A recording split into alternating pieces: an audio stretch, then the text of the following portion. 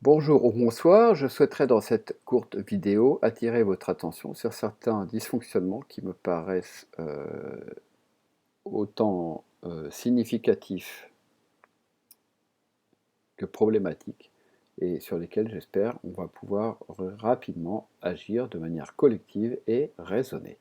Voici le premier problème qui se pose à nous autres professeurs quand nous voyons apparaître une injonction dans l'email qui est la suivante. Vous devez faire passer des tests de positionnement. Sans être devin, je pense que le dictionnaire peut m'aider à comprendre ce qu'on entend par positionnement. Et ce que je trouve ne me satisfait pas. Il est question de parler d'élèves en termes techniques, de marketing. On parle d'engin, on parle de compte en banque, on parle de produits, on parle de navire, et surtout on parle d'anglicisme. Mais je suis professeur de français, ça me dérange d'utiliser des néologismes, parce que je pense que notre langue est assez riche pour parler des choses avec simplicité. Ça n'est pas le cas. C'est le premier point que je tiens à souligner. Il y a quelque chose qui ressemble à de l'imposture dans cette manière d'utiliser des termes qui sont supposés représenter de nouveaux concepts. Pourquoi? Alors allons voir ce qu'il y a derrière. La première chose, c'est qu'il m'a fallu créer un compte sur un site, chose que j'ai fini par faire. Une fois que j'ai créé ce compte, il m'a fallu créer des groupes. C'était assez simple à faire, je l'admets. Là où ça se complique, c'est que d'abord, chaque groupe se voit attribuer un code complexe que je m'empresse de copier, et puis j'accède à un tableau de bord qui est supposé m'aider. Je constate que pour deux groupes, je me retrouve avec 10 choses, une question. Je suis quand même pas trop nul en informatique, et pourtant déjà ça pose un problème. Il m'a fallu comprendre qu'en réalité il y avait plusieurs modules proposés aux élèves.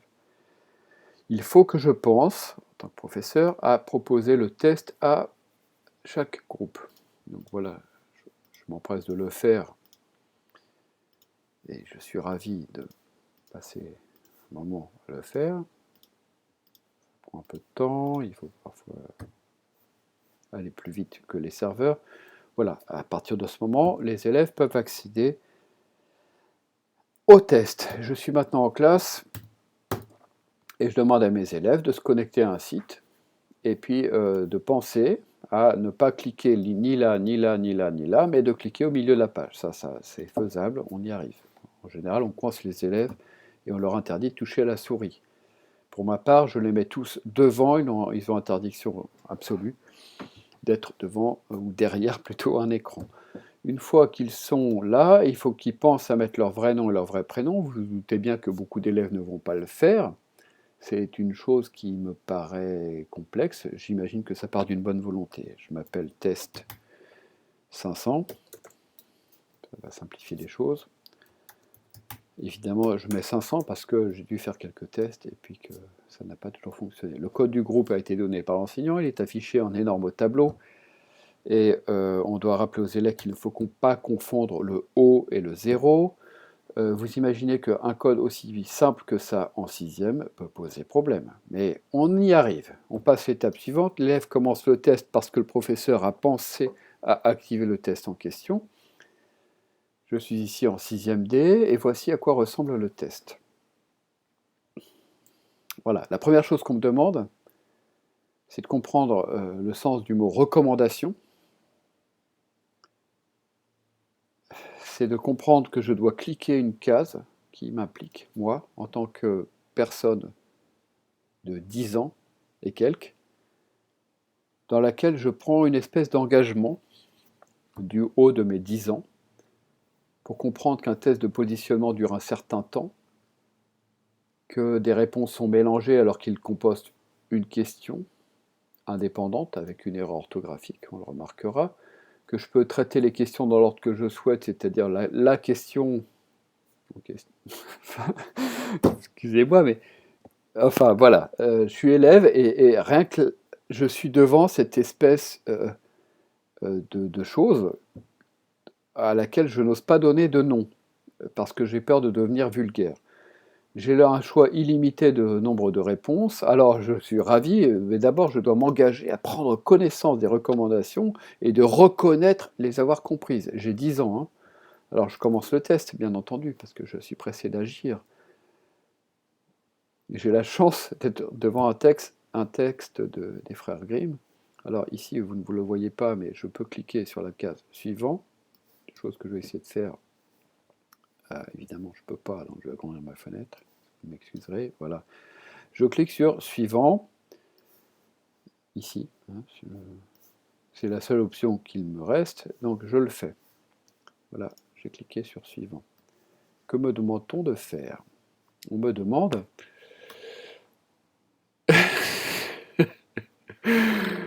de cliquer sur cet élément et puis de cliquer à nouveau sur suivant. Donc j'imagine que beaucoup d'élèves vont le faire, mais je vous garantis qu'en classe à ce moment-là, on a déjà sur 25 élèves ou 26, enfin ça dépend des endroits, enfin on a une bonne moitié de classe qui l'a fait. Ah, que me reste-t-il à faire après avoir levé la main et avoir demandé au professeur? Ben, avoir mes résultats. Alors je suis là devant une magnifique récompense. Mes résultats sont supposés être récompensés par une coupe. Pendant ce temps-là, le professeur lui se demande pourquoi on a jugé utile de représenter des résultats par une coupe, alors qu'il était question de positionnement. J'imaginais qu'il n'y avait pas de jugement. En réalité, on est déjà dans une espèce de rhétorique de la réussite qui me paraît particulièrement gênante, surtout quand il s'agit d'un test et que ce test est supposé être un test diagnostique. Peu importe.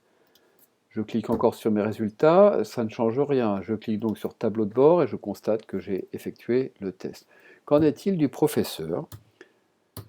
Le professeur va pouvoir consulter des résultats. Alors il les consulte, et qu'est-ce qu'il observe?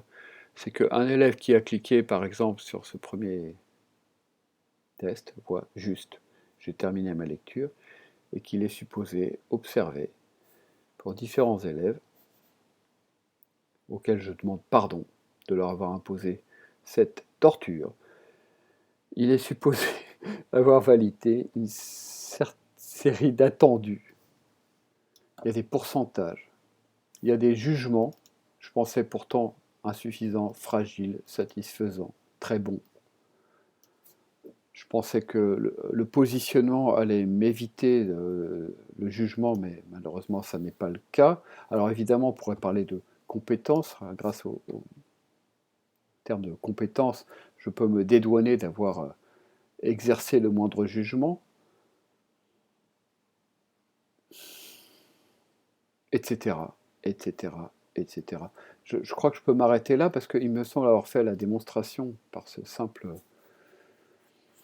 parcours, c'est un terme à la mode, de ce que nous proposons à nos élèves, de quelque chose de parfaitement peu satisfaisant en termes d'honnêteté intellectuelle.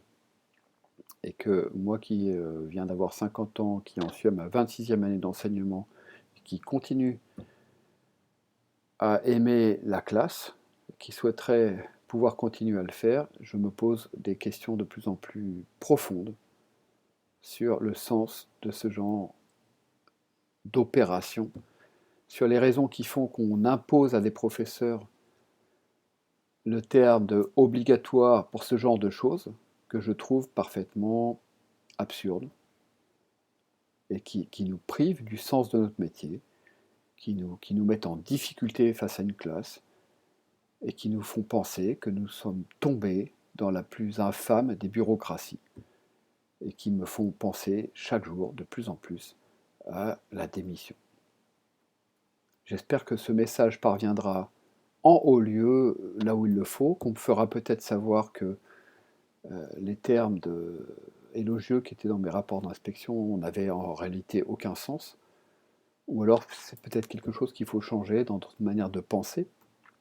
Et bon, forcément, j'ai tendance à penser dans ce sens-là, et j'espère qu'il y a moyen d'en discuter et j'envoie ce message comme une bouteille à la mer, et je le fais sur vidéo parce que c'est ce que j'ai fait pendant des mois au prix de ma santé et de celle de ma famille, et j'espère que ça arrivera quelque part ça touchera l'humanité qui, qui doit exister dans les institutions qui sont les nôtres.